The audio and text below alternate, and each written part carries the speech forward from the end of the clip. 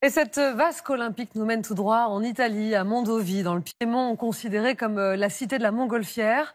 C'est notre escapade de ce dimanche. Pour admirer cette ville perchée entre terre et mer, il fallait bien prendre de la hauteur et avoir une vue imprenable. Didier Brignant et Frédéric Cerouli.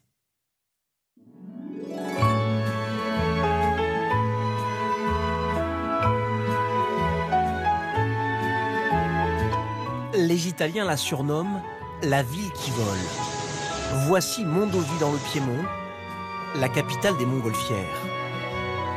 Ces membres du club des aéronautes de Monaco viennent ici plusieurs fois dans l'année pour le plaisir de voler, mais pas seulement.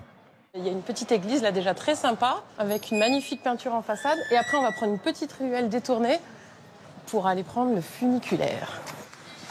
Direction le centre-ville historique, tout en haut de Mondovi. Dans le groupe, Viviane Morel se transforme en guide. Regardez comme c'est magnifique cette place. C'est la Piazza Maggiore, donc la place majeure de Mondovi. C'est incroyable. Alors moi, la bâtisse qui m'intrigue le plus, c'est celle qui est juste devant là. J'ai l'impression qu'on peut ressentir toutes les époques, toutes les personnes qui ont vécu ici à travers toutes ces années. On retrouve des peintures de toutes les époques, des styles architecturaux qui se mélangent. Venez voir la vue. La ville de Mondovi se partage entre les montagnes et les plaines, avec d'un côté les Alpes italiennes et de l'autre la colline des Langhe, terre de truffes et de vin. Bonsoir. Et pour déguster les plats du terroir, direction les cuisines de ce restaurant avec les fameux antipasti. Ici, on a la viande typique du Piémont, de cette partie du Piémont. On a une tartare de veau, un vitello tornato. Absolument délicieux, la sélection qu'il y a là, fantastique, très très beau. Allez, et demain matin, ça vole.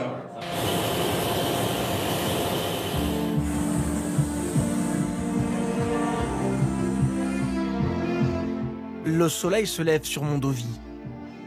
De la nacelle, on découvre la ville encore endormie. Un privilège. Magnifique. On a le plus beau balcon du monde. On est au-dessus de la vieille ville historique de Mondovi. On est à 15 mètres d'altitude et on va où le vent nous emmène. C'est juste extraordinaire. Au gré du vent et des brûleurs, la montgolfière est une invitation à la contemplation.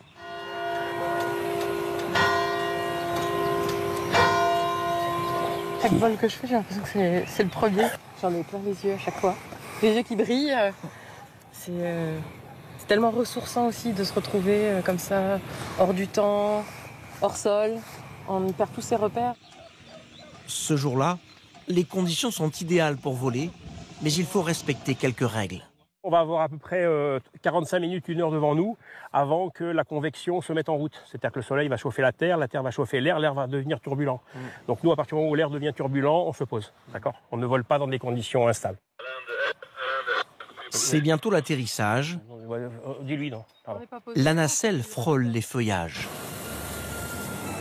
Après plus d'1 heure de vol, retour sur Terre et bientôt d'autres voyages en Arménie ou aux États-Unis. La promesse de nouvelles balades inoubliables.